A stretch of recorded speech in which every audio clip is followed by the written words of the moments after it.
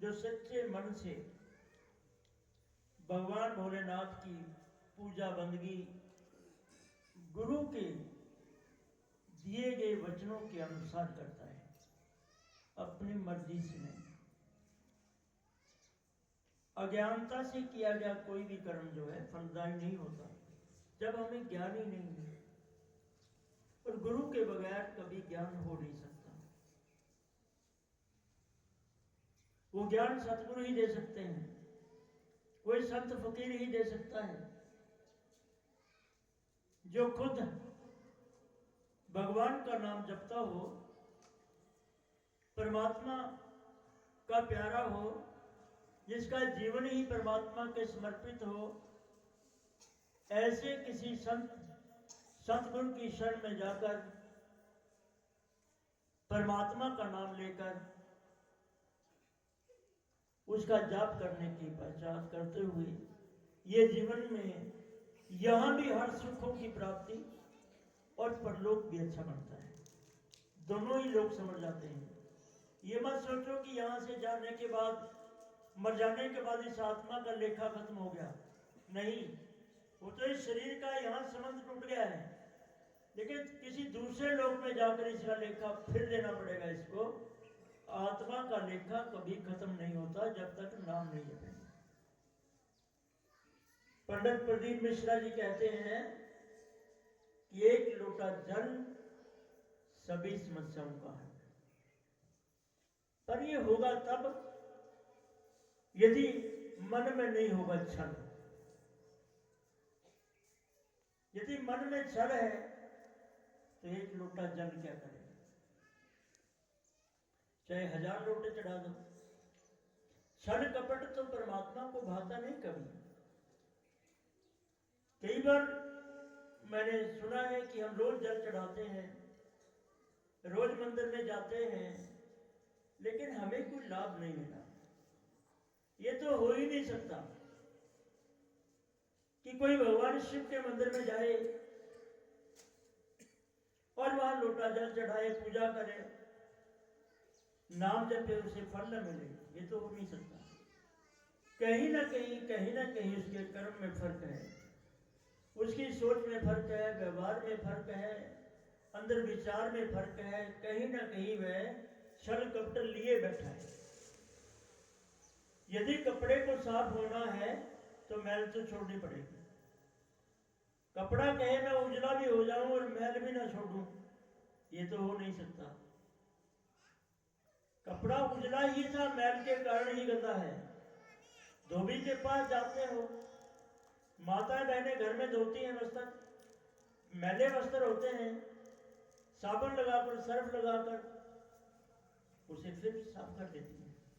कपड़ा तो साफ ही था, लेकिन मैल चढ़ जाने से गंदा हो गया। मैल क्यों चढ़ा? कपड़े को पहनकर बाहर गलियों में निकले, किसी शहर में गए, खेतों में काम करने गए, तो मिट्टी लगना स्वाभाविक है, मैल लगना स्वाभाविक है, लेकिन हम उसे धोकर फिर से उजला कर लेते हैं, फिर से प्रेस करके पहन लेते हैं।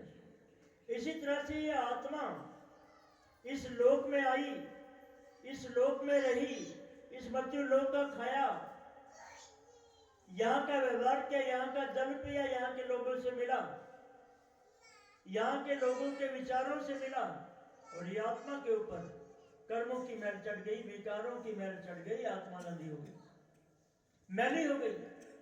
आत्मा तो अति पवित्र है, पावन है, परमात्मा का रूप है, कभी गंदी थी ही नहीं, लेकिन इन विकारों में पड़कर इस मृत्यु लोक की हवा, यहाँ का अन्न, यहाँ का जल और यहाँ का रहन सहन, यहाँ की संगत से इस आत्मा के ऊपर विकारों की मैल की परतें चढ़ती चढ़ती बहुत मैली हो गई। कपड़े को तो धोबी धो देगा, कपड़े को तुम खुद भी धो लोगे, लेकिन आत्मा की मैल कौन उतारेगा? आत्मा की जन्मों जन्मों की मैल चढ़ी हुई परमात्मा के नाम से ही उतर सकती है, वरना कोई साधन नहीं है। सतगुरु से नाम की प्राप्ति मिल जाए,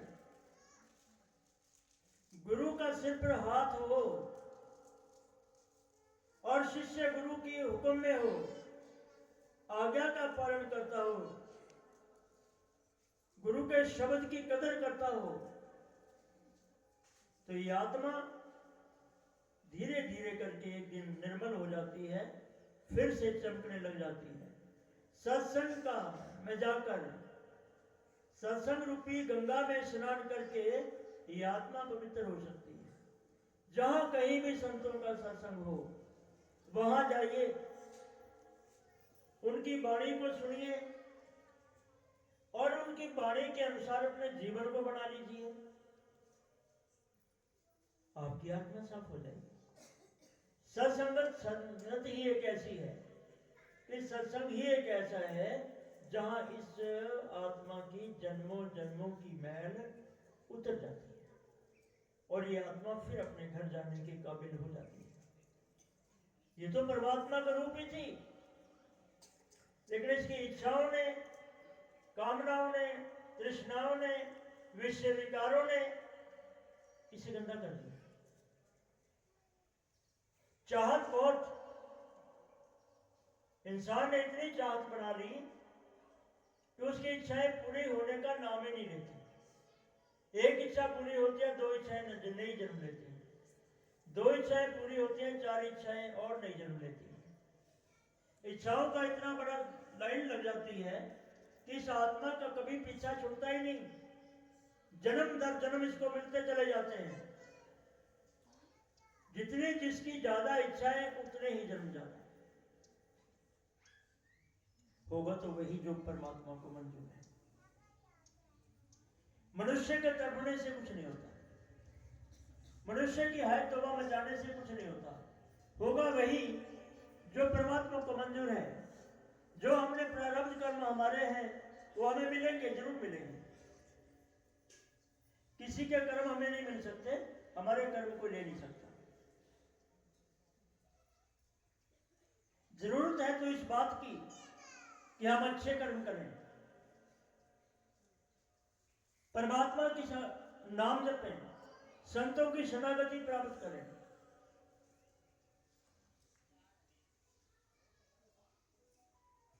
तो आपका ये जीवन अच्छा बन जाएगा। मनुष्य और पाने की चाहत में जो कुछ उसके पास है उसका भी आनंद नहीं ले पाता। जो भगवान ने दिया है उसे पर्याप्त मानिए, कर्म कीजिए, दिन रात मेहनत कीजिए। मेहनत करने से कौन रोकता है?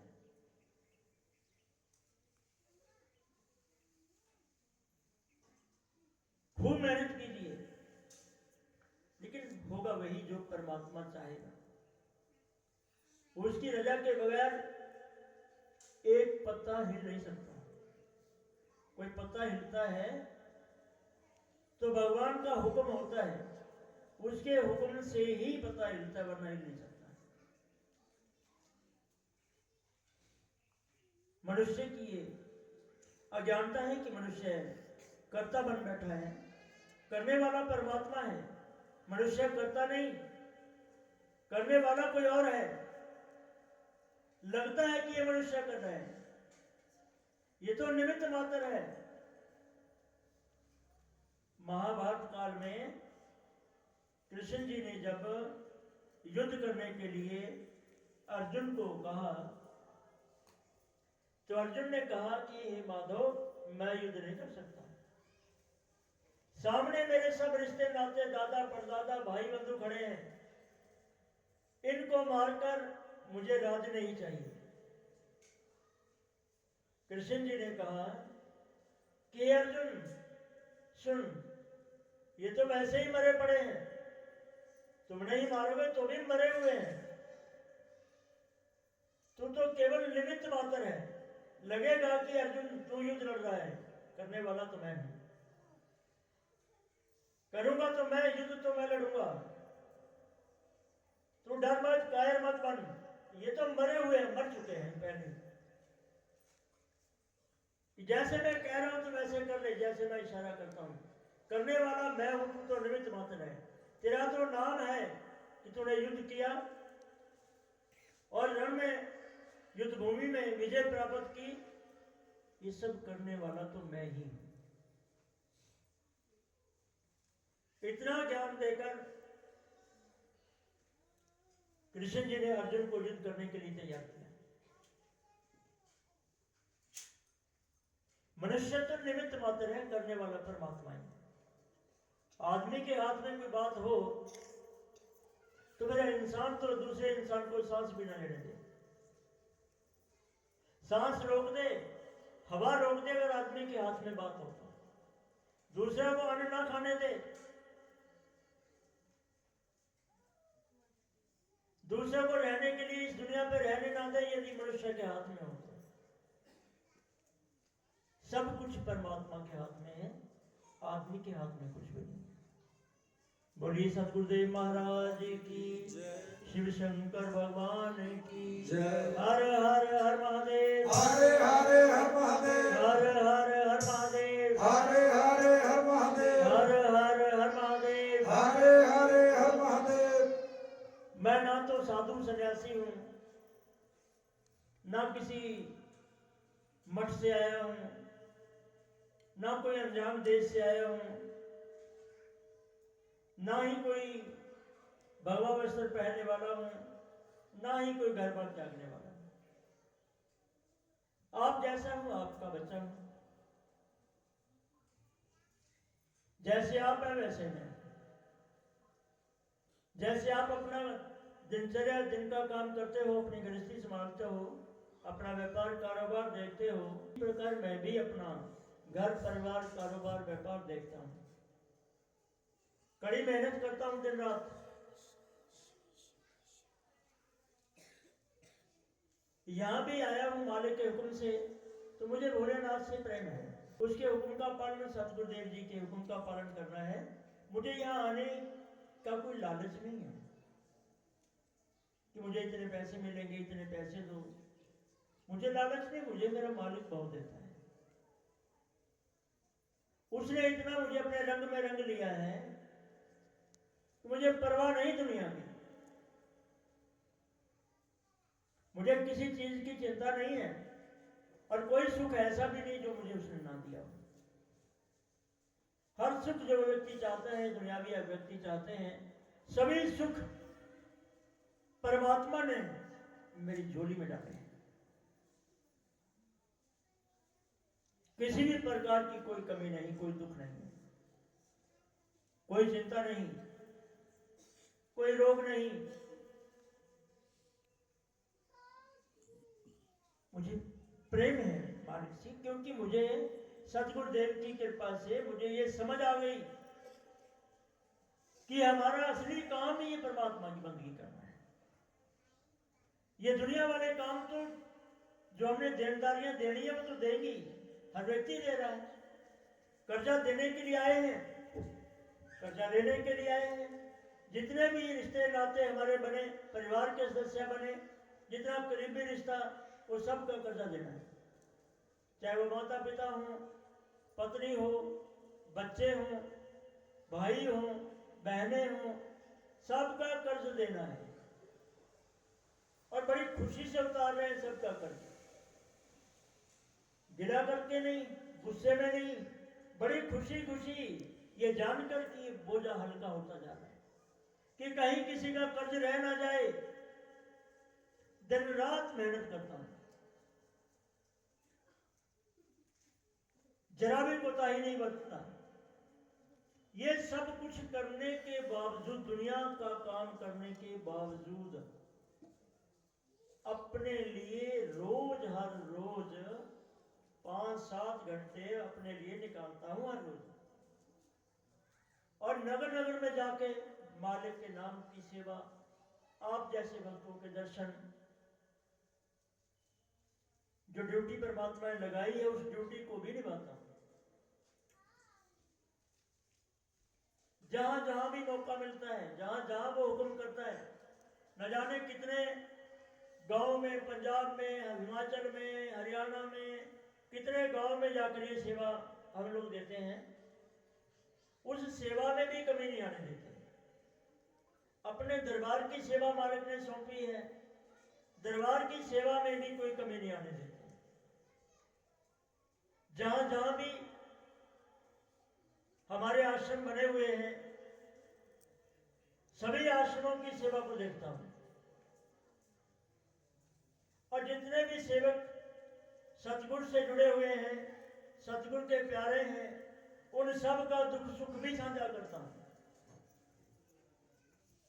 उनके दुखों को भी सुनता हूं।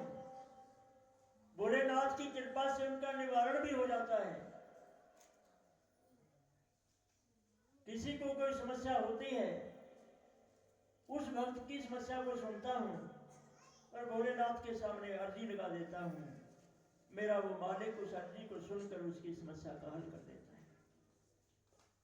चाहे परिवार से संबंधित हो, जायदाद से संबंधित हो, शरीर से संबंधित हो, कारोबार से संबंधित हो, रोजगार से संबंधित हो, कोई ऐसा नहीं जिसकी वो सुनता है।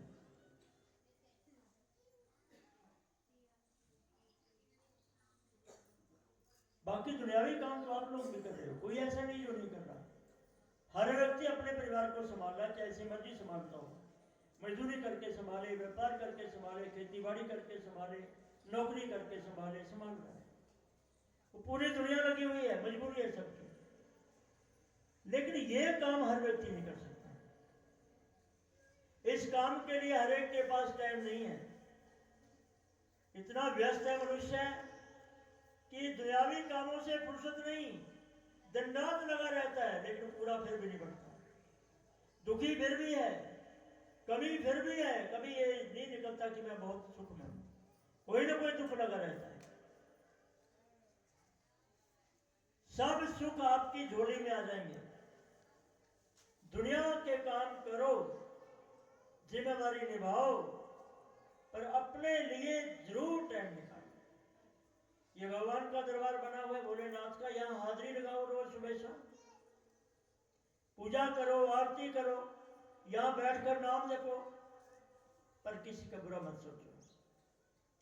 निंदा चुगली ना करो किसी की, बुराई मत करो किसी की भी। बुराई करने से क्या मिलता है? निंदा चुगली करने से क्या मिलता है? हम किसी को देखकर वैसे ही जलते रहे ईर्ष्या में, हमें क्या मिलेगा? जिसको देखकर हम जल रहे हैं उसका कुछ नहीं मिलने का। हम ईर्ष्या कर रहे हैं, अपने आप को रोग लगा लेंगे, हमारे खून में विकार चले जाएंगे और रोगी हो जाएंगे। इसलिए किसी से ईर्ष्या द्वेष मत करो, देने वाला परमात्मा। बल्कि यह कहो कि भाई हे भगवान, जो इसको दिया तो मुझे भी दे, जो कृपा इसके ऊपर किया मेरे ऊपर भी कृपा कर। पर यह मत कहो कि इसका सत्यानाश हो जाए। किसी को देख के बददुआई मत करो, जलो मत। सबको अपने कर्म का मिलता है, अपना किया सबको मिलना है, किसी का किया किसी को नहीं मिल सकता। बोलिए सतगुरुदेव महाराज की जय। हर हर हर महादेव, हरे हरे हर महादेव, हर हर हर महादेव, हरे हरे हर महादेव, हर हर हर महादेव, हरे हरे हर महादेव। नाम जप ले